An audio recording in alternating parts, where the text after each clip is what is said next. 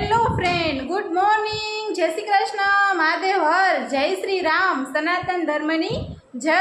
કેમ છો બધા મિત્રો? બધા મિત્રો મજામાં હોય છે, મોજે મોજ ને રોજે રોજ હોય છે। તો આજે છે શીતળા સાતમ, તો સાતમ છે એટલે આજે આપણે મંદિરે જવાનું છે। મંદિરે જાશું, માતાજીની પૂજા કરશું, પછી આજે અમારે અંજવારીઓ રવિવાર છે, શ્રાવણ મહિનાનો અંજવારીઓ રવિવાર છે। તો આજે અમારે વીર પહલી હોય, બધાને પહલીની નોમ આવે તેથી હોય, પણ અમારે શ્રાવણ મહિનાનો અંજવારીઓ રવિવાર હોય એવી રીતે ઘણાને હોય છે। તો આજે આપણે પહલીની વાર્તા કરવાની છે, પહલીના દોરા કરવાના છે। તો આજે તો આપણે ઘણું બધું કામ છે અને હું જવાની છું આજે મંદિરે એકલી। તો વિવેકભાઈ આપણે આવે છે હથવારો દેવા। તો વિવેકભાઈ તમે તૈયાર થઈ ગયા? હા, તૈયાર થઈ ગયા છે। એમ ને? હા। તો હવે મારે મંદિરે જાવું, તું લઈ જઈશ ને મને? હા, તારે મંદિરે જવું, તૈયાર થઈ ગયું, હમણાં ગાડી લઈ આવું, હા પછી આપણે મંદિરે જઈએ। હા, ચાલો તો તું ગાડી લઈ આવ, તાતા આપણે વહેલા જઈ આવીએ।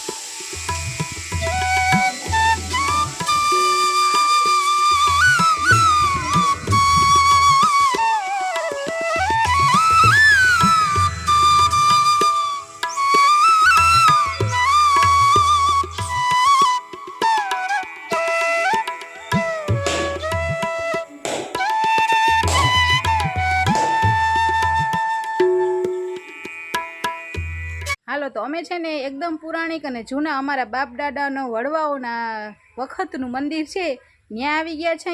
મહાદેવે પૂજા કરી આવ્યા, શીતલામાની પૂજા કરી આવ્યા, અને બહુ જૂનું જમાનાનું જો મંદિર છે। અને જો આ પીપળો તો જો કવડો મોટો છે, મને થાય 100 વર્ષ જૂનો હશે પીપળો। હા, આ પીપળો 100 વર્ષ જૂનો હશે જો આશરે। બહુ એટલે બહુ જૂનું મંદિર છે જો, એકદમ જૂનવાણી। તો અહીંયા અમે મંદિરે દર્શન કરવા આવ્યા, અને અહીંયા શીતલામાના ફરા છે, તેને મને સ્નાન કરાવવું, પૂજા કરવી, આજે સાતમ છે એટલે। અને અહીં ભોળાનાથ છે, વર્ષો જૂની શિવલિંગ, મારા દાદાજીને વખતનું જૂનવાણી મંદિર છે। અને ગામમાં એવી છાપ છે કે ભટ્ટના મહાદેવે જવું છે એવું થોડુંક છે। અને જો અહીંયા દીવા અગરબત્તી કરી, પૂજા કરી, દર્શન કર્યા, અને હવે એમ થયું કે હાલો આપણા વ્યુઅર્સને પણ આપણું જૂનવાણી મંદિર બતાવીએ। અહીંયા છે હનુમાનજી મહારાજ, બહુ જૂના। તો હાલો હવે આપણે દર્શન કરી લીધા, પૂજા કરી લીધી, હવે આપણે જાશું ઘરે। તો માનસીબેનને છે ને મસ્ત મજાના આપણે તૈયાર કરી લીધા છે, આજે વીર પહલી છે એટલે। ક્યાં બેન? જરાક પાછળ ફરતા જોતા, માનસીબેનનો શણગાર, માનસીબેનનો ચોટલો કેવો લાગે છે જો।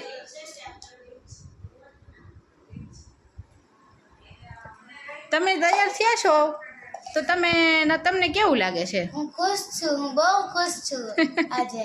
એમ ને? હા તો આજે છે વીર પસલી, કા હા, બધા ભાઈઓને હેપી વીર પસલી। બસલી જો આ છે ને શ્રદ્ધાબેન તૈયાર થઈને આવી ગયા છે। શ્રદ્ધાબેન આજે વીર પહલીની વાર્તા કરવા આવ્યા છે, બરોબર ને? અને કેવા નખ ને બખ ને બધું લાંબુ કરી લીધું, કઈ ખબર નથી પડતી। એટલે એક રાતમાં આવડે નખ વધી ગયા એમ ને? એટલે આજે આપણે પહેલા શીતલામાની વાર્તા કરવાની છે, અને પછી પછી વીર પસલીની। હા, અને જો આ માનસીબેન અહીં બેસી ગયા છે। બેન તમારા નખ તો દેખાડો। વાવ, મસ્તીના છે જો માનસીબેનના નખ। આપણે આજ લઈ આવશું પાછા નવા હો। બે આ તો ઓલું ગીત ફિટ કરવા જેવું છે કે મારે કપડાં મેચિંગ કરવા છે। હો હો થઈ ગયું કા એ ગીત કરવું જ ના તમારે બે તૈયાર થઈને હા ચાલો આપણે વાર્તા કરી લે છે ને આપણે ઘરે જો ફઈબા આવ્યા છે મહેમાન કેમ છો ફઈબા મજામાં ને તો વાંધો નહીં હાલો હવે આપણે વાર્તા કરી લઈ વાર્તા કહેવી અથવા સાંભળવી આ વ્રત કરનાર સ્ત્રી રમણ પરમ સૌભાગ્યને પામે છે ધન ધાન્ય અને સંતાન સમૃદ્ધિની પ્રાપ્તિ થાય છે. વાર્તા ઈશ્વરનગર નામે એક ગામમાં એક ડોશી તેના બે દીકરા સાથે વહુઓ સાથે રહેતી હતી. મોટી વહુ જબરી કજિયાખોર અને ઈર્ષાની ભરેલી હતી.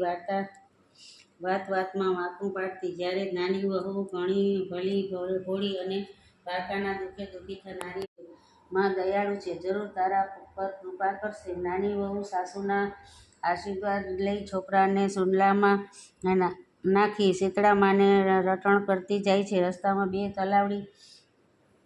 તલાવડીઓ છલોછલ ભરેલી હતી.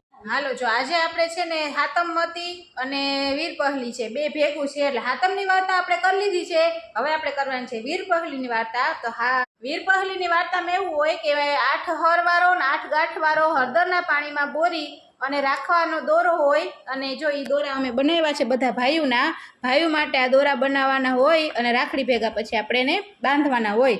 અને આ ધ્રોકડ છે અને ચોખા એ આપણે હાથમાં લઈ અને આપણે કરશું વાર્તા.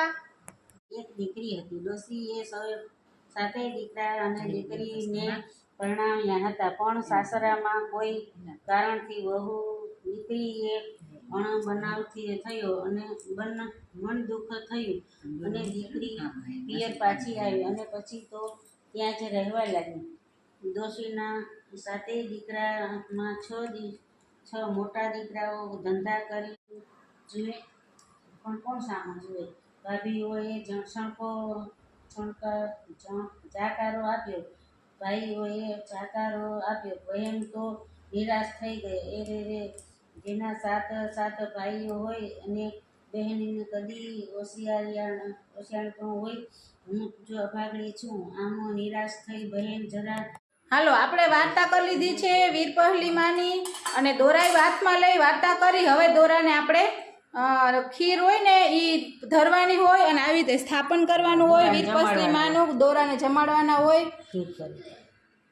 તો આમાં ખીર છે અને જો આ આપણે સ્થાપન કર્યું છે ને આવી રીતે આપણે દોરાને ખીર ધરવાની હોય, દોરાને જમાડવાના હોય. એટલે વીર પસલી માનું સ્થાપન કર્યું છે આપણે ને આજે આપણે છે વીર પસલી. ધ્રોકડ ને દોરા ને બધું ત્યાં રાખી અને દીવ અગરબત્તી કરી અને ખીર ધરી છે. તો અમારી વીર પસલી આજે હોય શ્રાવણ મહિનાનો અંજારિયો રવિવાર.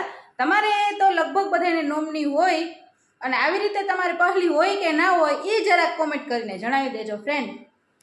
હાલો અમારે છે ને આજે જવું છે રાખડી લેવા. આજે હાતમ છે, રસોઈ બસો કંઈ બનાવવાના નથી એટલે એનો અમારે સદુપયોગ કરી લેવો છે. અને આ શ્રદ્ધાન માનસી જો બહાર ભાગી ગયું છે. શું છે છોકરીઓ?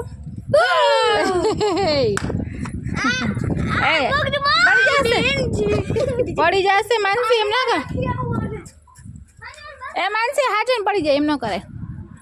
આમ જોતા આપણે સીધ જવું. આપણે જાવું છે રાખડી લેવા ન જાવું. તો રાખડી લેવા જાવું.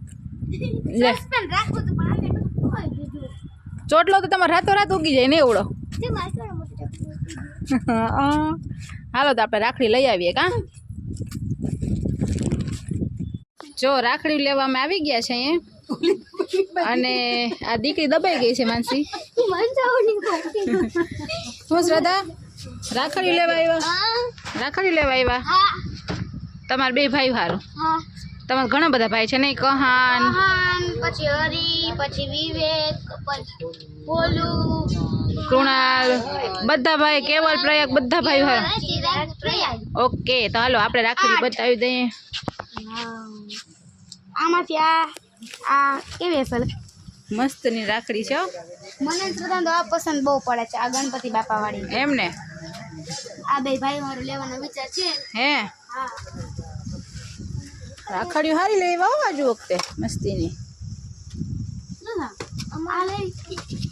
છાંટા આવ્યા છે આપણે ગમે તે કંઈક કરવા નીકળે છાંટા પહેલા આવી જાય. હા હા જો આ તો પાડી લેશે. આ એક ગમતી ના માથે હે કોઈ કોઈ